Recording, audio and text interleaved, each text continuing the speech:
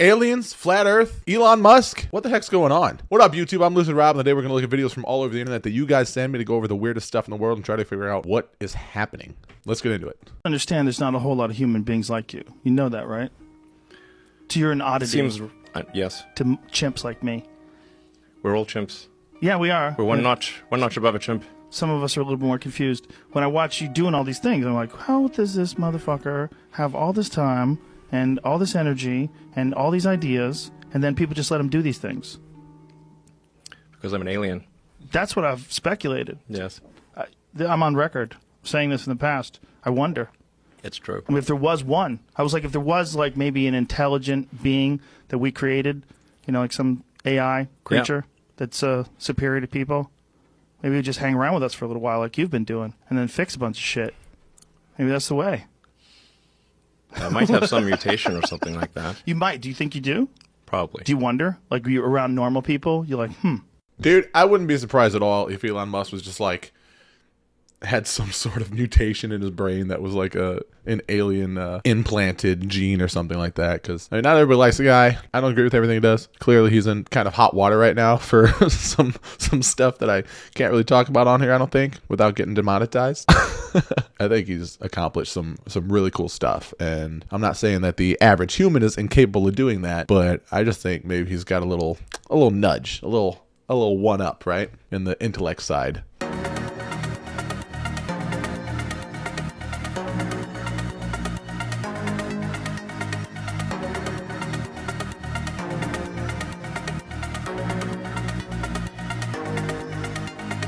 Everybody's moving in the back room. We're waiting for the sun to rise. We move a little closer in the back room, feeling deeper because we know it's our time. Everybody's moving in the back room. We're waiting for the sun to rise. We move a little closer in the back room, feeling deeper because we know it's our time. Digital, erasure, acid, facial.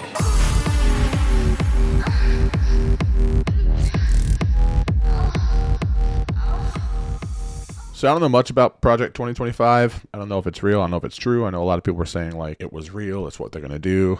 I've seen people saying like the stuff that Trump has done already since he's been in office have been like pushing toward that. I don't know, man. I'm going to let you guys fill me in on what you know about this and your opinion and your insight on this stuff. Because like I said, I try to stay out of really getting deep into politics and stuff if I can. What I'm about to tell you is straight out of the files of the unexplained. A tale so wild, so buried in secrecy, that you won't believe it came from the deserts of Afghanistan.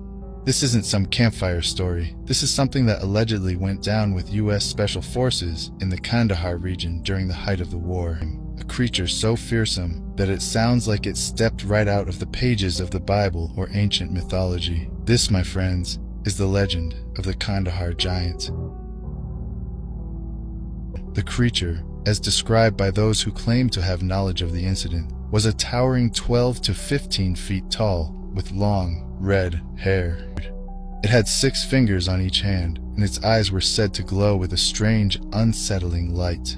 Many believe that what these soldiers encountered was a Nephilim, one of the giants mentioned in the Bible. The Nephilim are said to be the offspring of the sons of God and the daughters of men, a race of giants who roamed the earth before the Great Flood. If this story is true, then it changes everything we think we know about history, biology, and even our place in the universe. It suggests that there are creatures out there that defy explanation, beings that have been hiding from us or perhaps being hidden from us for centuries. Why has this story, if true, been buried so deep that it only surfaces in the whispers of those who dare to speak about it? Did U.S. soldiers find a supernatural being? On April 29th, 2003, BBC News released an article stating that the lost tomb of Gilgamesh was found in Iraq. If you're unfamiliar with who Gilgamesh is, he is a supernatural being that is 2/3 God and 1/3 human, which grants him extraordinary strength, endurance, and semi-divine status. He is also sometimes referred to as a Nephilim giant, due to the fact he is 16 feet tall. After the report was made that the tomb of Gilgamesh was found, the US invaded Iraq. This was no regular invasion, however, due to the fact that the US seized the Gilgamesh Dream Tablet. The Gilgamesh Dream Tablet is a clay tablet inscribed with a portion of the Epic of Gilgamesh, one of the oldest and most significant works of literature from ancient Mesopotamia. Specifically, it contains a passage from the epic where Gilgamesh recounts a prophetic dream to his companion, Enkidu. What do you think?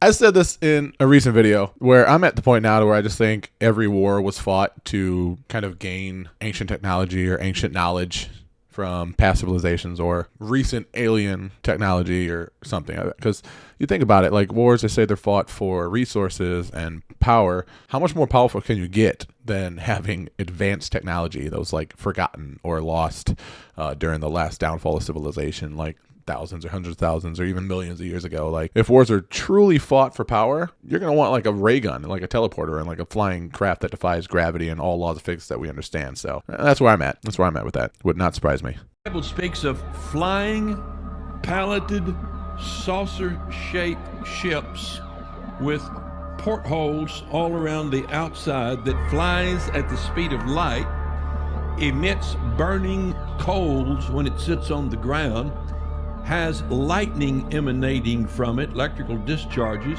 burnt spots that are on the ground. There's charred pieces of material left underneath them when they park, and they're piloted by strange, multi-headed, multi-eyed, and multi-winged creatures that are a combination of humanoid and animal and bird features.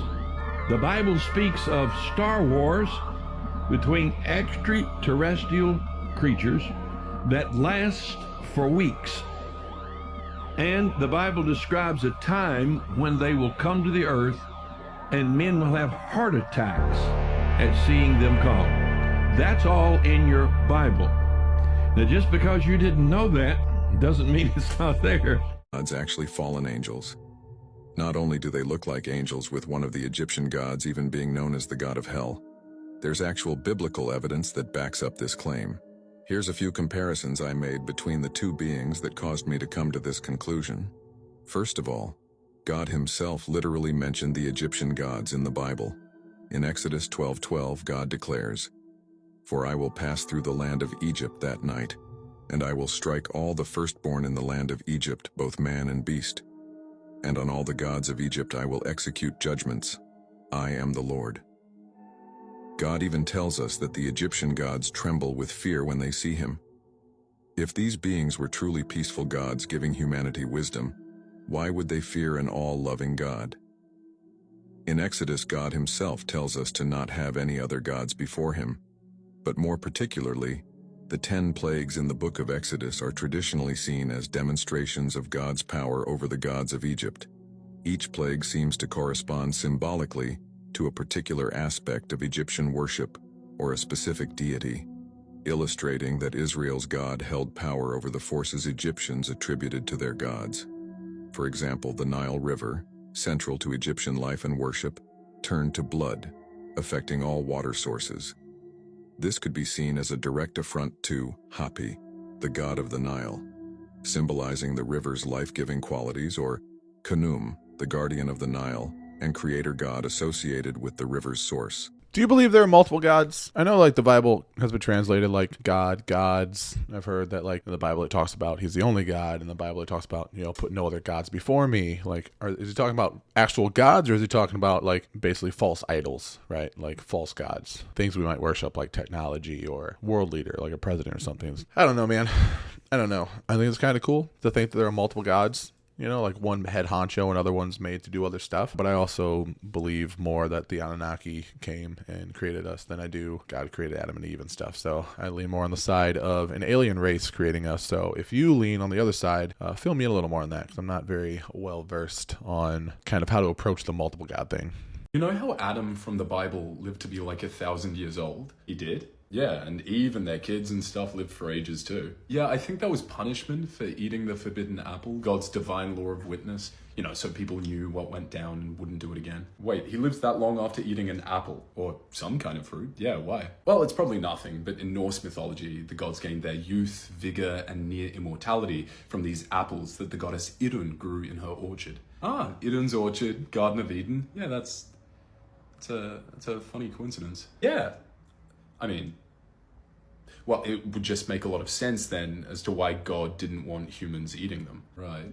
And come to think of it, there is this story in Norse mythology where Loki orchestrates the abduction of Idun and all of the other gods grow old and weak because they don't have access to her apples anymore. Don't tell me you think the biblical god is actually Loki. Oh, no, that's silly. That would mean that Loki only pretended to give Idun back, let all the other gods kick the bucket, and rewrote history to pretend that he had always been the one and only god. Yeah, that would be ridiculous. Oh. Yeah, that would just be ludicrous. The god of mischief and lies creating a lie to make himself look better than he is. It'd be really crazy. The Twin Towers are an 11.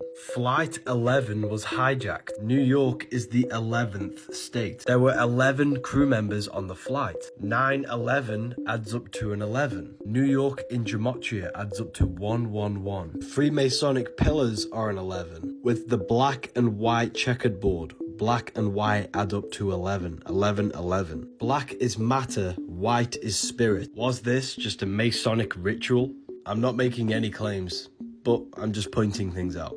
Man, if there's one thing in this world I don't understand, and there are several, let's be clear, there are several things I don't understand. Most things, in fact.